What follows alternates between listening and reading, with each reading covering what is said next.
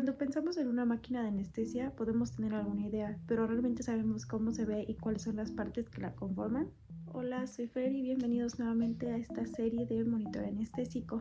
En el episodio pasado, en el episodio 2, revisamos desde historia clínica, anamnesis, clasificación ASA, factores de riesgo y exámenes complementarios antes de realizar un procedimiento anestésico. Pero ¿conocemos realmente cómo es una máquina de anestesia? Como lo mencioné en la introducción de este video, muchos divagamos por cómo se ve y realmente no conocemos, o también yo hasta antes de empezar a leer e investigar no conocía ni cuáles eran las funciones ni cómo se veían cada parte de una máquina de anestesia. Así que quédense en este video para ir aprendiendo un poquito más sobre cuáles son las funciones y cómo lucen cada una de las partes de una máquina de anestesia. Pues se encarga de un suministro preciso y continuo de gases y vapores en una concentración deseada. La máquina de anestesia estándar está compuesta o conformada por un marco de aluminio o a veces de acero rígido con ruedas antiestáticas de goma.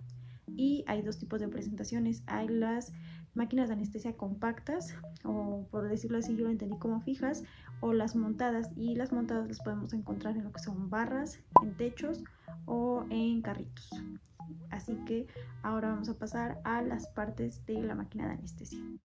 El suministro de gases en cualquier clínica o hospital veterinario se hace a través de bombonas. Son estos cilindros metálicos, les estaré poniendo aquí algunas imágenes, que tienen diferentes capacidades y se pueden clasificar, leía que desde la A hasta la J. Para comprender qué es lo que tiene cada bombona, viene especificado en su etiqueta.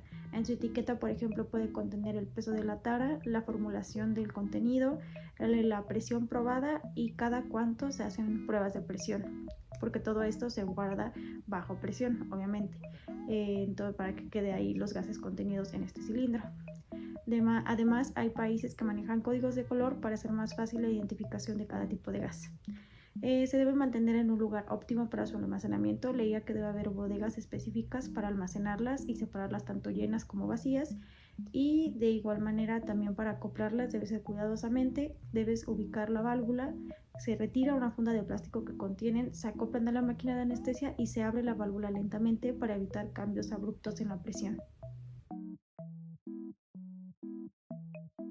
Este sistema de seguridad leía que se encuentra en bombonas de pequeñas capacidades en la mayoría de las veces. Aquí les estaré dejando en qué bombonas, si no mal recuerdo es en las de clasificación E. Y ejemplo, lo que en pocas palabras lo que hace o lo que permite este sistema de seguridad es que no se acoplen bombonas del gas que no corresponde. Es por decirlo así, si tenemos una bombona de oxígeno y una de dióxido de carbono médico, se acoplan al lugar que corresponden, y precisamente este sistema de seguridad no va a permitir que, digamos, la de oxígeno vaya en el otro lugar y la de dióxido de carbono en otro lugar, no, van a ir en ese mismo lugar, y esto gracias a un sistema de acoplamiento de agujeros que tienen que coincidir los de la bombona, los que sobresalen de esta, como los que se encuentran en la abrazadera de la máquina de anestesia, permitiendo que se acople cada gas médico al que corresponde o al espacio que corresponde. Los manómetros, en palabras o para entenderlo muy sencillamente, miden la presión de gas en las tuberías y en las bombonas, y se utilizan calibradores Bourdon o Bourdon, no sé cómo se pronuncia. Y ahora, estos calibradores, valga la redundancia, se calibran de acuerdo a cada gas o vapor y se etiquetan con un código de color. Se encargan de disminuir las presiones altas procedentes de la bombona, y pude identificar lo que tiene tres funciones principales, que la primera sería que ante cambios súbitos de presión estas no afecten a nuestro paciente si es que se encuentra utilizando la máquina. El segundo punto es que obviamente no vaya a dañar la máquina este cambio abrupto de presión, y el tercero es que maneje una presión baja constante conforme se vaya acabando el gas de la bombona. Las válvulas de control de aguja van a controlar el flujo de gases que entra a los caudalímetros, esto con un ajuste manual que nos va a proporcionar la fase final de la reducción de la presión. Los vaporizadores son dispositivos que se encargan de administrar vapores anestésicos en concentraciones adecuadas y seguras. En pocas palabras, de lo que se encarga el vaporizador es de diluir el vapor saturado de anestésicos para proporcionar un rango de concentraciones adecuado, útil y seguro para nuestro paciente. Y lo podemos clasificar de dos formas, de acuerdo a cómo fluye el gas en cada vaporizador. Hay vaporizadores bajo presión positiva y hay vaporizadores bajo presión negativa. Estos son súper importantes y, como su nombre lo indica, pues es propiamente cuando se nos va a avisar que nuestro paciente no tiene un aporte suficiente de oxígeno. Estos no deben depender ni de la corriente eléctrica ni de baterías, y según el estándar británico, la alarma se debe activar cuando el paciente o la presión de oxígeno desciende a 200 kilopascales. Esto es una medida de presión, además de que no solo debe ser la alarma, sino que también debe haber una alarma visual. Estas se encuentran ubicadas donde se encuentra la barra de montaje o bien donde se encuentra la salida de gas común.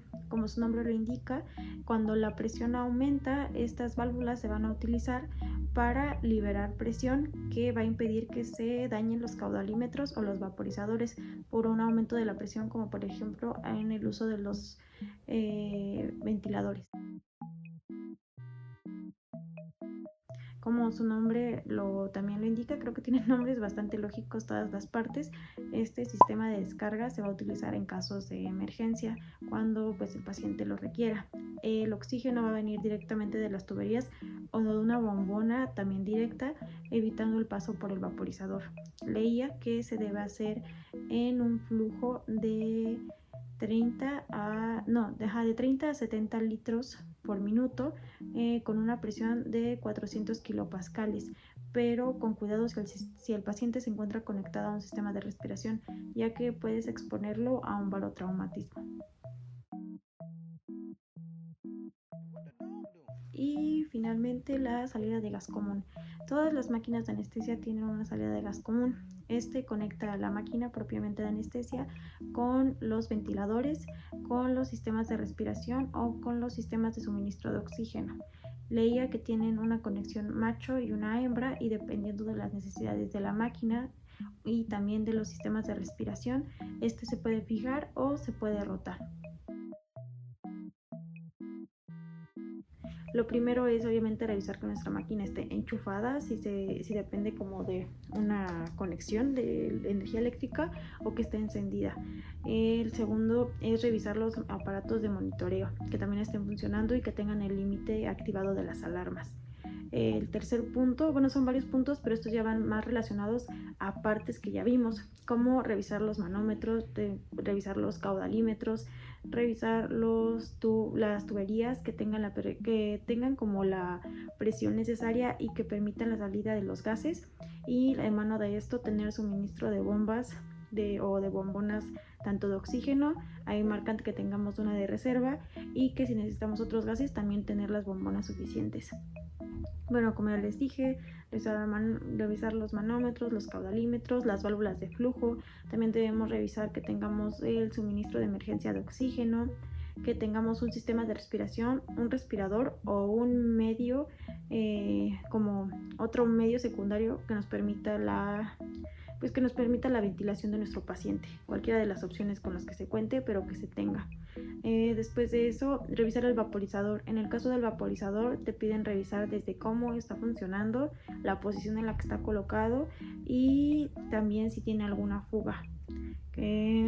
Para después de todo como eso, revisar también la salida de los gases y la tubería, y la tubería de esta es precisamente la puerta de salida. También recomiendan revisar el equipo auxiliar. ¿Qué otra cosa? Los aparatos de succión. Y finalmente también te recomiendan revisar nuevamente la ficha anestésica del paciente. Y bueno, esto sería todo por el video de hoy. Creo que este es uno de los capítulos de la serie o episodios que más me ha costado hacer. No tanto por que no le entienda o que diga, ay, es difícil de entender. No, creo que nada más, no es tan difícil, es como, pues para esto sirve esto y ya. pero creo que al momento de leerlo era mucha información que siento que lo que me dificultó el comprenderla o el entenderla la primera era precisamente que no estaba relacionada al no llegar a comprender totalmente como cada una de las partes y realmente qué hacen como de manera mecánica, si lo pudiera decir así. Entonces es como, no sé, se me hizo interesante, pero al mismo tiempo se me hizo algo pesado. Además de que con lo mismo de que les comentaba en el video pasado, de que ya estaba en la escuela, este guión lo hice la semana pasada. Yo ya es mi segunda semana, pero la semana pasada, que fue la primera, estaba todavía como tratando de leer, o sea, lo leía en la noche, ya me sentí un poquito saturada y yo así de, eso sería todo. Espero les haya gustado mucho, que les siga llamando la atención, que apoyen la serie y cualquier cosa, comentarios, sugerencias, insisto, preguntas, los pueden dejar en la cajita de comentarios. Desde el respeto ya lo saben y estaré al pendiente de cualquier cosa. Recuerden seguirme pues, en mis redes sociales. Estoy un poquito ahí más activa en Instagram que en TikTok, pero ahí en Instagram de momento subo historias de lo que estoy haciendo en la universidad. Espero les haya gustado mucho y muchas gracias por ver. Bye.